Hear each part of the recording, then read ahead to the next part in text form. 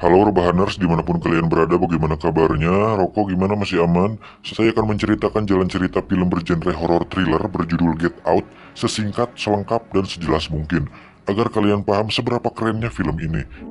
Film ini diawali dengan adegan seorang pria kulit hitam yang sedang berjalan sendirian di pinggir jalan. Tiba-tiba muncul sebuah mobil putih misterius yang mengikutinya. Kemudian pria kulit hitam ini langsung dilumpuhkan oleh orang dari mobil tersebut hingga tidak sadarkan diri. Bisa disimpulkan bahwa pria kulit hitam ini mengalami penculikan. Adegan berpindah ke tempat lain yang memperlihatkan seorang pria kulit hitam juga yang bernama Chris, dan dialah tokoh utama di film ini. Dan wanita berkulit putih ini namanya Rose. Teteh ini adalah pacarnya si Chris. Beruntung sekali antum. Mereka adalah pasangan kekasih yang sudah lama berpacaran dan berniat untuk pergi berkunjung ke rumah orang tuanya Rose. Dengan kata lain, si Chris ini akan bertemu dengan calon mertuanya. Saat di perjalanan, Chris terlihat sangat senang karena akan bertemu langsung dengan calon mitohanya. Di tengah perjalanannya tersebut, Chris mendapat telepon dari sahabatnya yang seorang anggota polisi. Dia memberitahukan bahwa akhir-akhir ini lingkungan sedang tidak aman dan ada banyak tindak kriminal yang korbannya adalah kebanyakan dari kaum kulit hitam.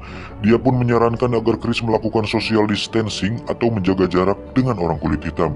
Dalam hatinya Chris berkata, "Pan kaboga aing ge kulit putih meureun." Chris yang tidak menanggapinya dengan serius, hanya nyengir saja. Perjalanan pun berlanjut, dan tiba-tiba seekor rusa meloncat ke arah mobil mereka yang sedang melaju, sehingga rusa tersebut tidak sengaja tertabrak.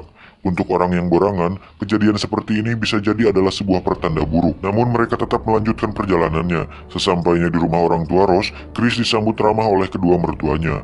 Di sana dia diajak berkeliling rumah oleh mereka. Tapi Chris merasakan ada sesuatu yang sedikit ganggu, di mana tukang kebun mereka ternyata adalah orang kulit hitam. Saat disuguhi minuman pun, pelayannya juga adalah seorang wanita berkulit hitam. Tidak hanya itu, tatapan dan gestur tubuh mereka pun terlihat sangat aneh dan nampak penuh beban. Singkat cerita, mereka pun makan malam, dan ini adalah saudaranya Rose. Dia orang yang selengean dan bercandanya seperti kuli, atau tipe orang yang bercandanya kelewatan.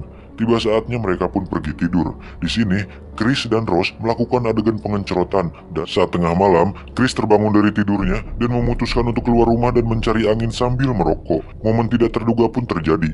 Tanpa alasan yang jelas, tukang kebun yang dia lihat tadi siang sedang berlari ke arah dirinya, tapi langsung berbelok saat akan sampai di dekatnya. Chris pun berkata, "Apa sih anjir nggak jelas?" Tidak cukup sampai situ, Chris pun kembali dibuat kaget dengan penampakan pelayan wanita yang sedang berdiri tepat di depan jendela. Ternyata, pelayan tersebut sedang bercermin di kaca jendela seolah mengagumi kecantikannya yang hampir menyaingi Raisa.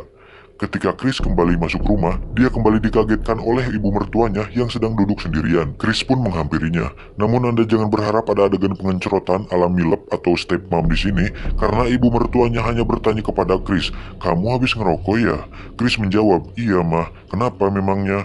"Mamah bisa menghilangkan kebiasaan kamu merokok dengan cara hipnoterapi." "Ah masa sih?" Ibu mertuanya pun mengaduk teh di cangkirnya yang membuat Chris tersugesti dan masuk ke dalam alam bawah sadar. Chris pun dibuat untuk jujur dan meluapkan kesedihannya hingga menangis terseduh-seduh.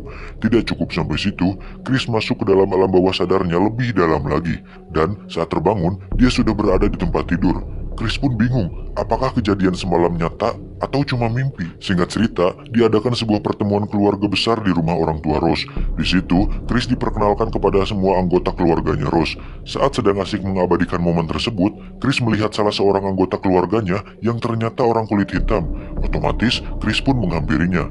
Ternyata, tatapan dan gestur pria tersebut sama anehnya dengan perilaku pelayan dan tukang kebun keluarga Rose. Chris pun mengajak pria tersebut untuk tos ala orang kulit hitam.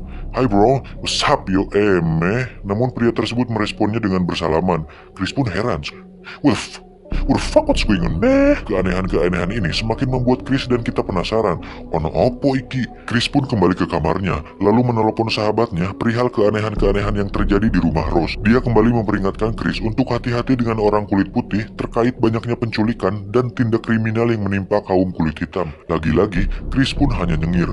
Tiba-tiba muncul si pelayan wanita tepat di depan kamar Chris. Saat Chris berbicara tentang ras dan keanehan-keanehan yang terjadi, pelayan tersebut menangis tapi tertawa, dan itu sangat aneh. Kemudian, Chris kembali ke pertemuan. Lalu, saat pria kulit hitam tadi berada tepat di depannya, dengan sembunyi-sembunyi, Chris memotret pria tersebut dengan HP. Tapi, dia lupa mematikan flashnya. Entah apa yang terjadi, tiba-tiba darah keluar dari hidung pria tersebut. Lalu, seketika dia marah dan meneriaki Chris untuk pergi dari sana. Rose selalu menenangkan Chris yang sedang syok atas kejadian tersebut. Tidak lama, pria tadi muncul lagi dengan sikap normal seolah tidak terjadi apa-apa. Kemudian Chris dan Rose pergi ke tepi danau. Di sana, Chris mengatakan bahwa dia berencana akan pulang nanti malam karena sudah muak berada di situ. Di saat yang bersamaan, seluruh anggota keluarga Rose tengah mengadakan sebuah acara pelelangan dan yang dilelang bukan ikan salmon, apalagi sarden, tetapi itu adalah Chris. Dan pelelangan tersebut dimenangkan oleh seorang pria tunanetra ini. Mungkin sampai sini Anda berpikir bahwa film ini adalah tentang perbudakan. Awalnya saya juga berpikir seperti itu, tapi tidak, Kasep. Saat malam tiba, perilaku orang di sana semakin aneh dan membagongkan. Saat sedang mengemasi barang-barangnya, secara tidak sengaja Chris menemukan sebuah laci berisi foto-foto Rose bersama pria lain. Hah? Setelah diperiksa satu persatu, ternyata foto-foto tersebut memiliki satu persamaan, yaitu semua pria yang bersama Rose di foto tersebut adalah pria kulit hitam sama seperti diriku. Saat akan pergi dari rumah, mereka dicegat oleh saudara dan orang tua Rose. Dan hal yang tidak terduga terjadi. Ternyata Rose ikut bersekongkol dengan keluarganya dan kunci mobilnya pun berada di tangan Rose. Sampai sini kita akan sadar bahwa keluarga Rose ternyata akan menjual Chris kepada si om-om tunanetra tadi. Dan foto-foto pria kulit hitam yang Chris temukan adalah para korban dari keluarga Rose. Jadi sebenarnya ayah Rose adalah seorang dokter bedah yang memiliki keahlian untuk memindahkan otak dan kesadaran manusia dari tubuh satu ke tubuh lain. Dan rencananya otak dan kesadaran si om ini akan dipindahkan ke tubuh si Chris, sehingga dia bisa melihat dan menguasai tubuh sehat yang dimiliki si Chris. Dan faktanya orang-orang ini adalah para korban penculikan yang otaknya sudah diganti oleh otak anggota keluarganya Rose. Ini menjelaskan kenapa sikap mereka aneh, karena kesadaran para korban masih ada dan terjebak di sana, tetapi tidak dapat mengendalikan tubuhnya karena sudah diambil alih oleh otak keluarga mereka. Dan adegan saat pria ini tiba-tiba hidungnya berdarah, ternyata itu adalah disebabkan oleh flashlight yang entah kenapa menimbulkan efek tertentu bagi orang-orang ini. Tanpa diduga, ibunya Rose berhasil menghipnotis Chris dengan cara mengadukan sendok di cangkir, sama seperti saat Chris dihipnotis sebelumnya. Saat Chris sudah tumbang, dia kemudian disekap di ruang basement. Di saat yang bersamaan, temannya si Chris yang berada di tempat lain sedang browsing dan menemukan sebuah fakta perihal penculikan yang sering dialami oleh ras kulit hitam. Chris yang sudah dalam keadaan terikat di kursi, secara terus-menerus dihipnotis dengan media suara cangkir yang ada di televisi. Dia juga diperlihatkan tayangan tentang keluarga Chris yang ternyata sudah melakukan hal ini sejak lama. Beruntung, Chris menemukan kapuk dari dalam sobekan kursi. Dia menggunakan kapuk tersebut untuk menyumbat telinganya agar hipnotis tersebut tidak berfungsi. Akhirnya Chris bisa lolos dan langsung menghabisi nyawa saudaranya. Dari situ, dia murang-mareng, lalu mendatangi ayah dan ibu mertuanya dan menghabisi nyawa mereka semua. Rose yang sedang anteng tidak mengetahui apa yang sedang terjadi. Chris langsung kabur menggunakan mobil, tetapi dia menabrak si pelayan yang ternyata itu adalah neneknya si Rose. Chris yang merasa iba mengajak pelayan tersebut di mobil. Si pelayan tersebut justru menyerang, tapi Chris bisa mengalahkannya. Chris yang sedang berlari kabur ternyata dikejar oleh mamang tukang kebun yang sebenarnya itu adalah kakeknya si Rose. Dengan flashlight di HP, akhirnya kakek Rose tidak bisa mengendalikan tubuh itu sementara. Tiba-tiba Rose muncul sambil membawa senapan. Si tukang kebun meminta senapan tersebut, dan Rose memberikannya karena dikira kesadarannya masih dikuasai kakeknya. Tanpa ragu, tukang kebun tersebut langsung menembak Rose, kemudian menembak dirinya sendiri, agar kesadaran kakek Rose yang menguasai tubuhnya juga ikut mati.